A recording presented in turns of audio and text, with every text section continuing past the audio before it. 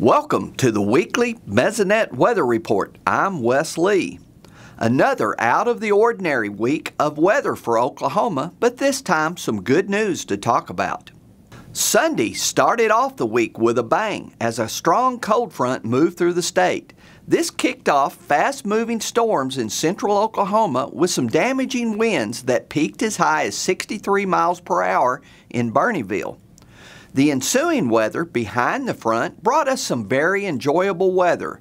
This map shows cooler than normal temperatures that only peaked in the 70s on Monday and continued the same on Tuesday.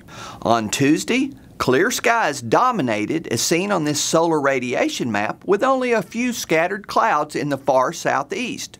Relative humidities were also below 50% for most of the day as well, reaching as low as 20% in Kenton.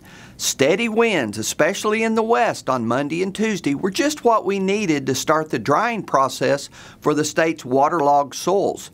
This had potential tall crop evapotranspiration rates reaching near ½ an inch in the Panhandle and about1/3 of an inch in the rest of the western counties.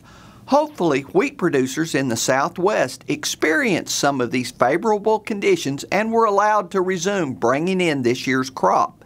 Gary's up next, discussing wet weather conditions in the entire U.S. Thanks, Wes, and good morning, everyone. Well, the story this week remains rain, rain, rain. It's been a long time, and unfortunately, we're still there this week.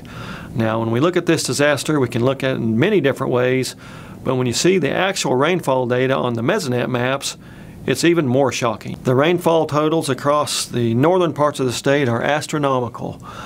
Now we go from about 4 inches of rainfall, a little bit more, closer to 5, out in the western Panhandle, to nearly 27 inches of rain in far northeastern Oklahoma.